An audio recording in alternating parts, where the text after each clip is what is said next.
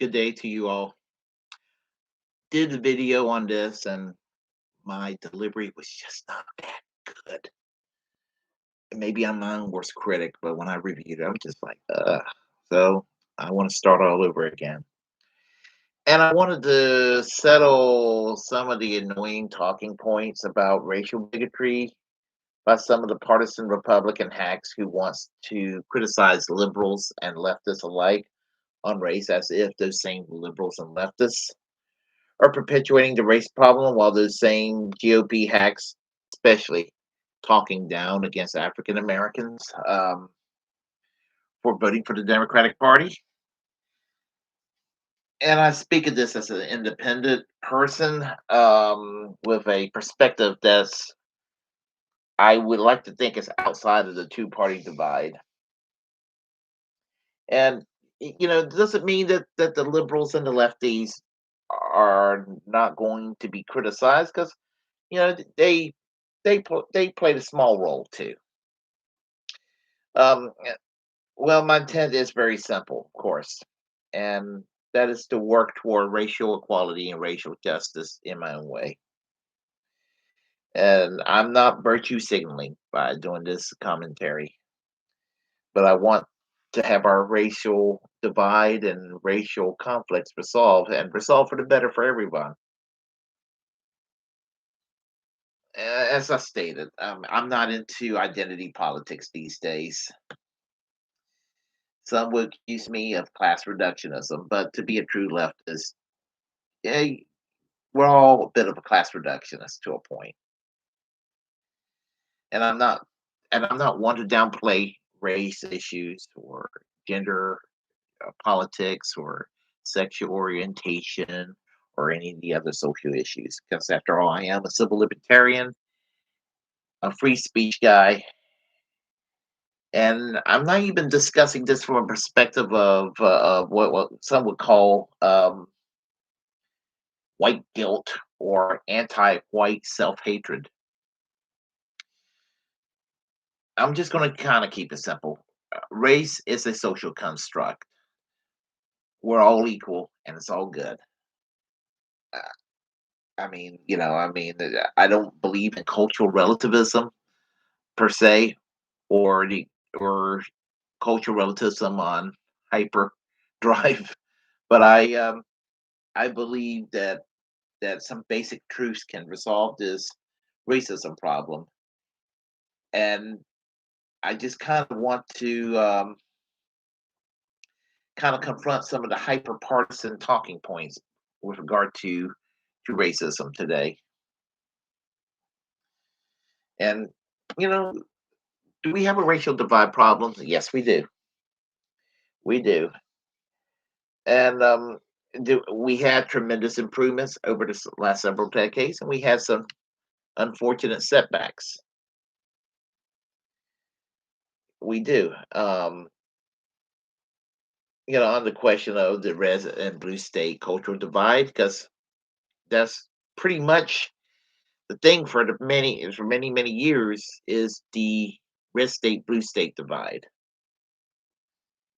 And I just want to say that I do not think, and I'm not being condescending, I just want to say that I do not for a minute think that most Republicans are, or most conservatives are, racist per se.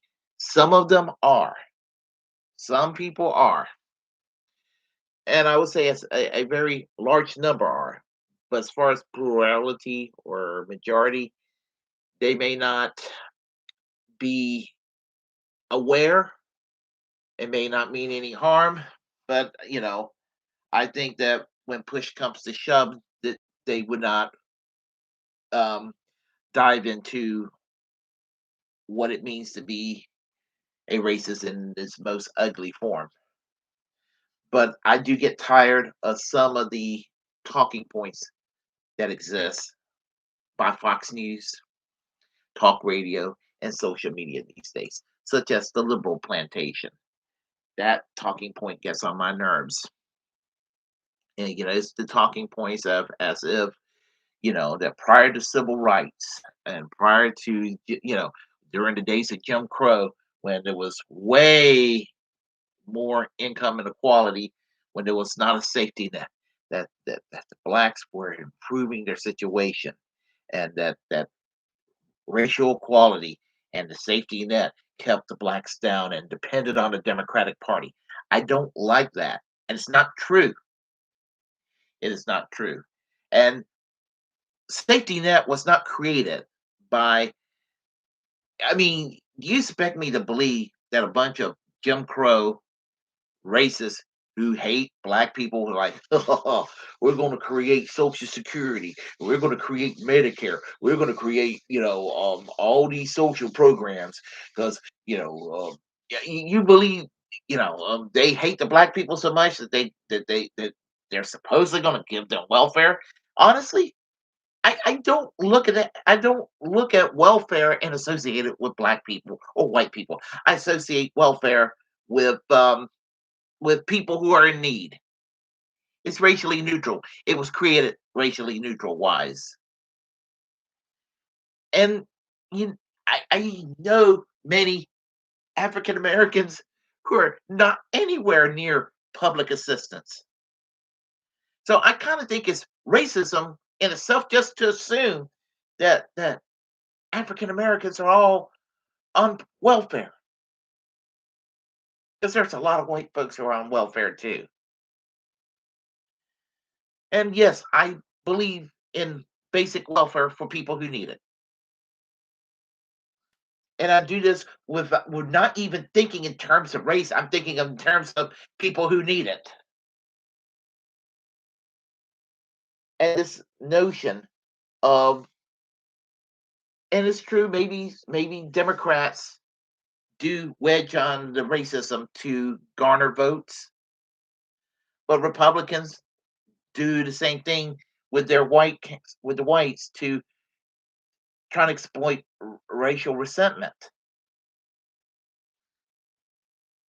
You know, and then I hear the talking points again by Fox, talk radio, social media, on how, well, it was the Republican Party that freed the slaves, and it was the Democrats that were the party of slavery and the party of Jim Crow. Historically true, but these same Republicans love to pander to Southern racist whites. And a lot of the people who vote Republican in the South today, I mean, a lot of it was out of racial animosity. A lot of Democrats in the South, white Jim Crow Democrats, they eventually became Republicans, or Republican leaning, or Republican voting. You expect me to believe that Jesse Helms was totally 100% racist when he was a Democrat, but when he joined the Republican Party in the early 70s, he disavowed his racism? No, he did not. He was the same prick when he became a Republican than he was when he was a Democrat. And a little history on Jesse Helms. He worked in the Democratic primary, I believe his name was Willis Smith, who was a segregationist, to defeat Frank Porter Graham, who was a New Deal liberal, and he was a proponent of racial equality. Jesse Helms worked on that campaign in the primaries and played a big part in having Franklin Porter Graham defeated. And he was a racist sack of shit all these years, serving in the city council, working for WRAL Channel 5 with his commentary viewpoint program segment. I mean, Jesse Helms was, referred to UNC Chapel Hill as the University of Negroes and Communists. And as a U.S. Senator, back in the days when there was such a thing, mainstream current as labor Zionism, Jesse Helms was opposed to Israel back then. But as Israel turned right wing and evangelical Christians started worshiping the physical land of Israel, then he became pro Israel. Um, what else can I say? Um, and the same thing applies to Strom Thurmond. These folks were Democrats when they were racist. They didn't change and disavow racism when they became Republicans, but they encourage a lot of white racist Democrats to start voting Republican.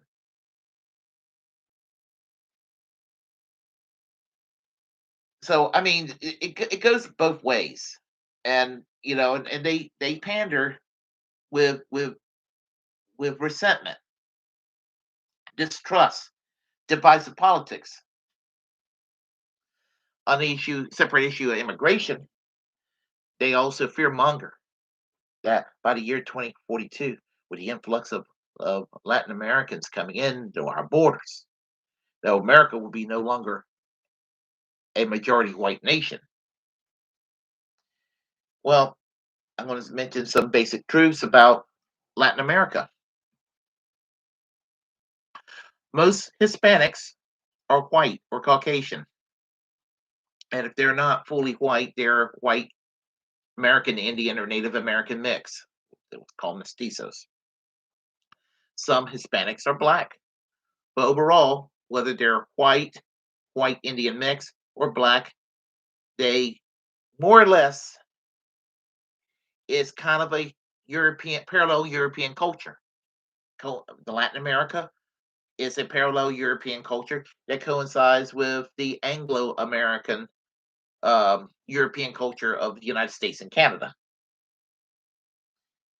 And if the their fears are confirmed in 2042, the United States is going to look like Canada, where you got a predominantly English speaking population, but then in Quebec you got a predominantly French speaking population. Here in America, it won't be French, it'll be Spanish. Same thing. We would just be it would be kind of culturally parallel, kind of like Canada in that regard. But we can resolve our basic race problem today. And the best way to do this is to end police brutality. We have a police brutality problem. Too many cops racially profiling, pulling African Americans over, and then being a jerk to them. And if the person in the car is gets kind of pissed off for being a jerk, then the cops will sit there and beat the hell out of them or shoot them down. And cameras show this shit all the time. They still do it. And now, and I'm not even saying I am against the idea of having law enforcement, a police department. And I think that defund the police, the slogan's been, I think they could have used a better slogan to defund the police. But, but anyway, what I'm trying to say is that people just, they, the police needs to serve their function and treat all Americans the same instead of doing the racial profiling and using their power. And I'm not saying all police officers do this, but those bad apples need to be weeded out. And I don't know why that's so controversial. This is kind of connected with criminal justice, but abolish the death penalty. There's no reason we need to have a death penalty. And historically, the Republican Party of Abraham Lincoln that was created to end slavery, this is something many Americans are not aware of. Many of the original abolitionists that created the Republican Party in slavery, part of their mission as abolitionists was also to end capital punishment. They were opposed to the death penalty all across the board.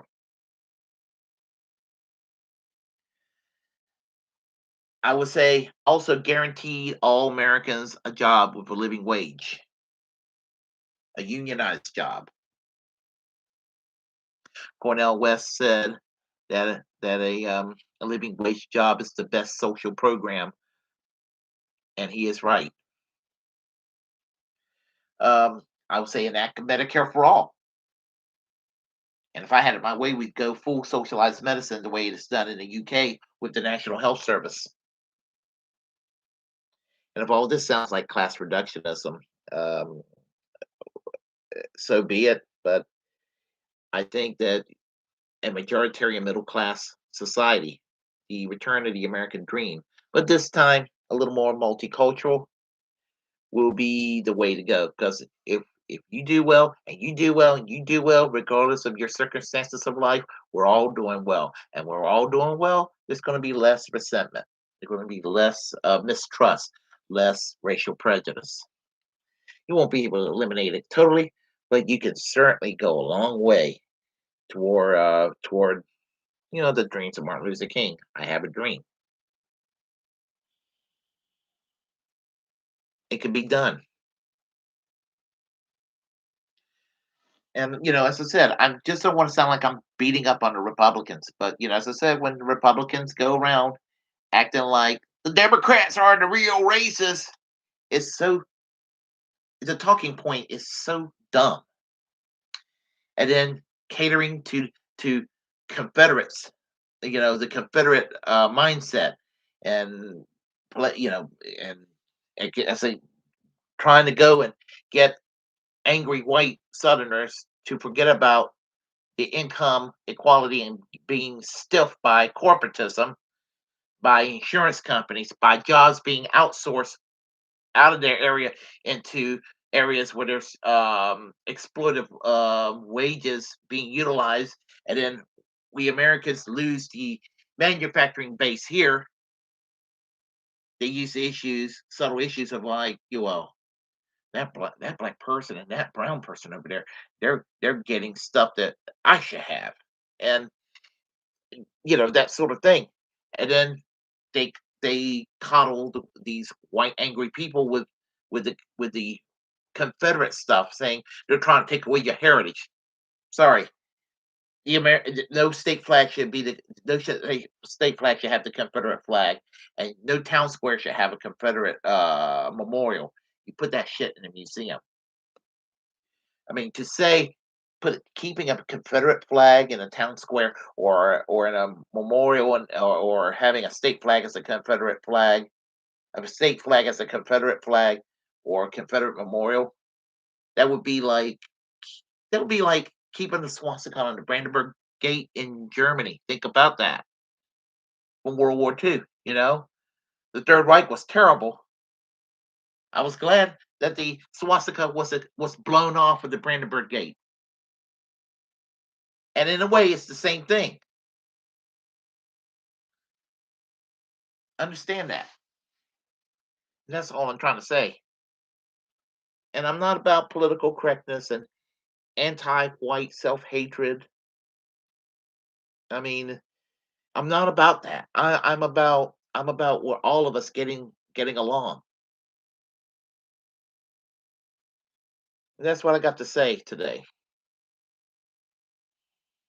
And no, I mean, I'm not even trying to do the partisan thing. I've said this before and I said it again. I'll say it one more time. Democrats, Republicans, the two-party system is shit. Two-party system is garbage. We need multiple parties. We need 10. We need 20 viable political parties, not two silly parties that their primary aim is to keep us all divided. If you like what you heard, press like, comment. If you were bothered by what I have to say, comment anyway. We'll have a conversation. As the First Amendment absolutist, it's my duty to inform you that if you're passionate about something, please follow me, create that platform and utilize it because we're the muckrakers of our time. Hit that notification bell, hit that subscribe button. And until next time, I am American Social Democracy, peace, and Bernie Sanders for president in the year 2024.